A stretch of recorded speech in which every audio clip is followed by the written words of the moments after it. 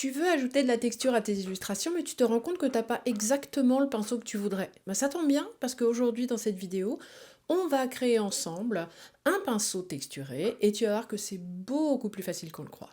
Aujourd'hui, je te montre comment créer un pinceau à partir de zéro dans l'atelier de pinceau. Avec quelques réglages très simples, tu vas comprendre comment ça fonctionne et surtout, tu vas voir à quel point ça peut être satisfaisant de dessiner avec un pinceau qu'on a créé soi-même. Alors évidemment, on ne regardera pas tous les réglages de l'atelier de pinceau, c'est une véritable usine à gaz. Et d'ailleurs, dans ma formation complète, j'en parle en détail et c'est quasiment un module à lui tout seul. Non, aujourd'hui, je te montre vraiment juste ce qui est nécessaire pour créer ton premier pinceau et d'ailleurs, c'est souvent comme ça que je commence pour créer les miens. Alors, pour changer, on va créer une nouvelle fleur ensemble.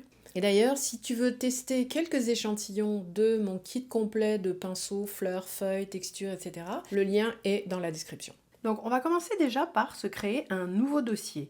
On va l'appeler test pour que tu puisses y mettre tous les pinceaux que tu vas tester. Alors moi je vais l'appeler test 2 parce que j'en ai déjà un.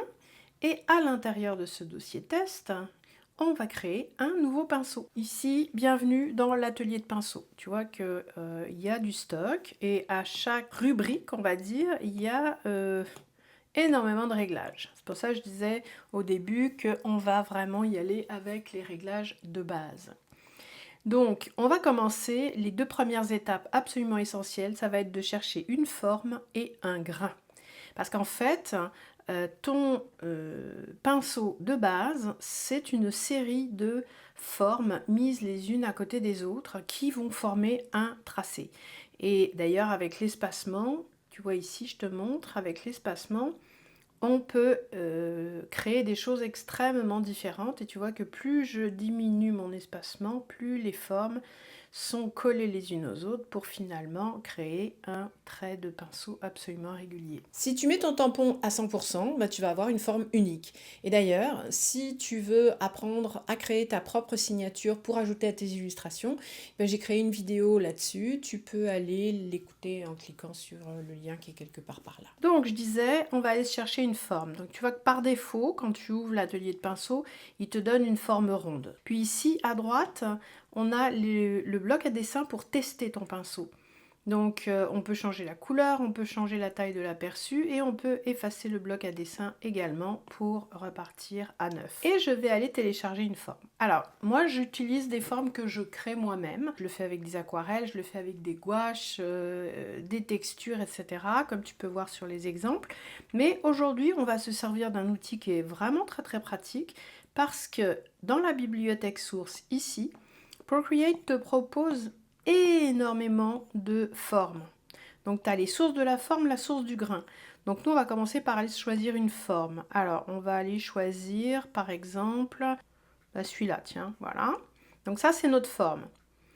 À l'intérieur de la forme, tu peux la tourner dans le sens que tu veux. Là je vais la mettre comme elle était à l'origine et en tapant avec deux doigts, tu l'inverses. Il faut savoir que ce qui dessine, c'est ce qui est blanc. Donc là, si je la laissais telle qu'elle, j'aurais une espèce de carré blanc qui va se répéter et ce n'est pas ce que je veux. Donc je reviens où j'étais. Donc ici, la forme qui va se dessiner en fonction du tracé du trait, c'est celle-là. Donc j'oublie pas d'aller cocher ma petite coche bleue, sinon ça ne fonctionne pas. Donc là, pour l'instant, on a quelque chose d'assez de base. On va continuer avec le grain maintenant. Donc le grain, tu vois ici, il n'y en a pas. Alors moi, je vais en ajouter puisque aujourd'hui, on fait de la texture. Donc je vais aller dans ma bibliothèque de grains et puis je vais aller choisir un grain qui me plaît bien. Par exemple, tiens, celui-là. Tu vois tout de suite que le tracé de ton pinceau a changé et que maintenant, on voit la texture au travers. Et je clique sur ma petite coche quand j'ai fini. Je vais aller chercher du noir pour l'instant et voilà pour l'instant ce que donne mon pinceau.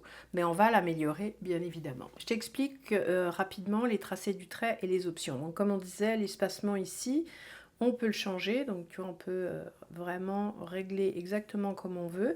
Ici dans le bloc à dessin, ça te permet de voir quel va en être l'effet. Donc admettons que je le mette, je sais pas, à 10%. La variation d'espacement, c'est en fait que aléatoirement, ton espacement va varier d'un tampon à l'autre Et ça, c'est la variation latérale, c'est-à-dire que tu vois le tampon, si j'exagère, le tampon, il va vraiment se mettre sur le côté.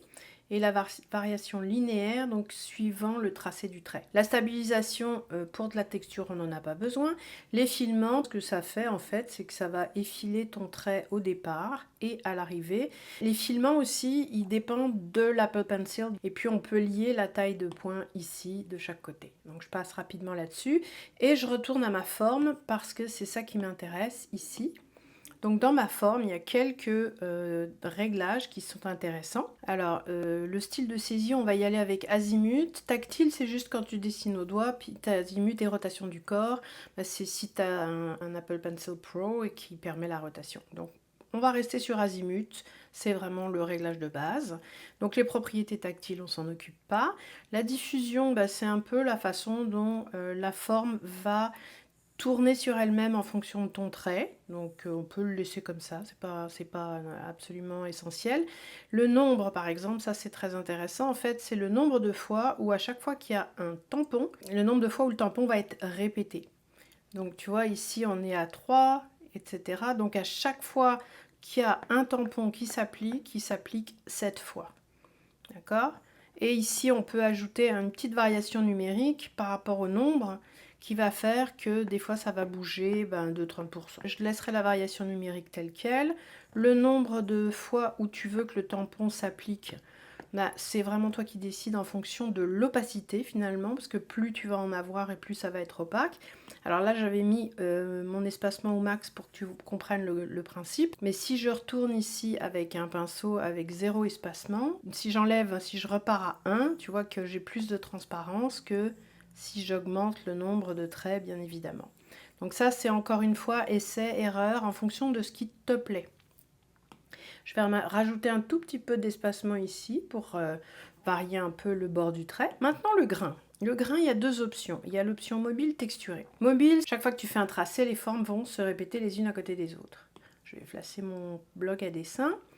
Donc ça, c'est avec du mouvement, si tu veux, dans la texture. Si je me mets en texturé maintenant, ici, tu vois que ça change complètement. Et en fait, chaque pinceau va révéler ta texture dans son entièreté. Donc tu vois que ma texture, ici, se répète telle qu'elle. Tandis que là, c'est à chaque morceau de tampon, il y a un bout de texture différent qui va s'appliquer.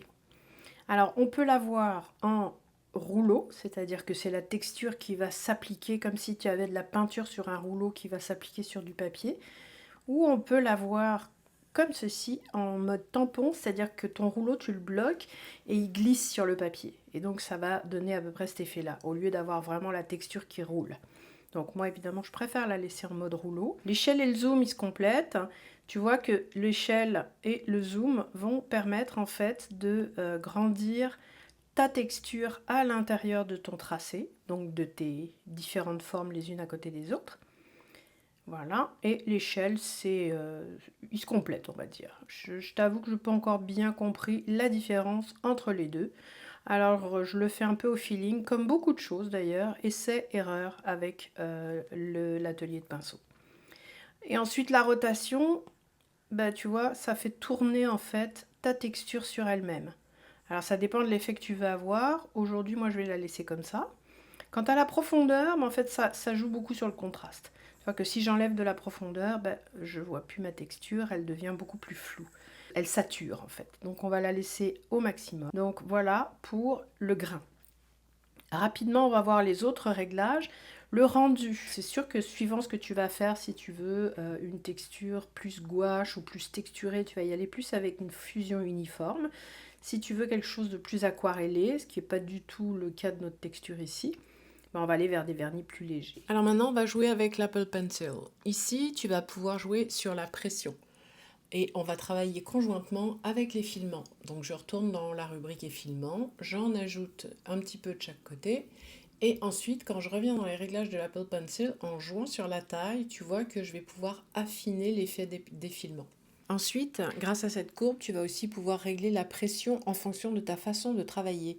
Si tu as la main légère, tu vas remonter ta courbe et à l'inverse, si tu as tendance à appuyer beaucoup sur ton crayon, ben, tu vas baisser ta courbe. Tu peux affiner le tout avec 4 points d'ancrage différents et quand tu veux rétablir les réglages d'origine, il suffit de garder ton stylet appuyé sur le point d'ancrage et tu vas pouvoir choisir rétablir ou supprimer. Quant à l'opacité, quand tu la mets au max, ben en fait, en fonction de la pression, ça va être beaucoup plus transparent. Tu vois ici, c'est beaucoup plus transparent. Et quand tu la mets à 0, au contraire, ça va devenir beaucoup plus opaque. Et ça se voit un tout petit peu mieux si je vais le faire directement sur ma toile. Donc tu vois ici, je mets très peu de pression et ça reste quand même assez opaque. Il n'y a pas beaucoup de variation d'opacité. Et quand je vais la mettre au max, ici, donc tu vas voir que là, la variation d'opacité est beaucoup plus importante. Donc voilà pour les principaux réglages de l'Apple Pencil ici dans l'atelier de pinceau. Pour terminer, on va aller juste régler la taille maximale, la taille minimale. Autrement dit, c'est la taille minimale que ton pinceau va pouvoir avoir et la taille maximale. Donc ici, taille maximale, taille minimale. Donc c'est ici que ça va se régler. Donc ici, tu vois, je suis à la taille minimale, c'est ça. Puis la taille maximale, elle est ici. C'est exactement ce que j'ai réglé ici. Et ensuite, l'aperçu du rendu, c'est comment il va apparaître ici. Donc si je retourne dedans, tu vois, je peux diminuer la taille pour qu'on le voit un petit peu mieux. Et puis on peut mettre aussi l'échelle de pression. Voilà. Donc ça c'est vraiment pour l'aperçu. Puis alors avant on pouvait changer le nom ici, maintenant ça a changé d'endroit. Pour changer le nom tu appuies longtemps sur ton pinceau et tu fais renommer et tu l'appelles comme tu veux. Texture 1. Alors moi je mets souvent mes initiales devant, comme ça je me souviens que c'est moi qui l'ai fait. Voilà, et un petit tiret et voilà. Donc ça c'est mon pinceau de texture, ok. Maintenant si je vais sur mon calque ici, que j'efface tout ça, je prends une petite couleur sympathique et je peux tester mon pinceau. Alors là il est au minimum, je vais augmenter un petit peu sa taille et tu vois qu'ici j'ai créé une super texture dont je vais pouvoir me servir dans plein de circonstances. Et donc si je reviens à ma fleur, bah, tu vois, je l'ai faite exclusivement, en tout cas les textures, avec le pinceau qu'on vient de créer ensemble.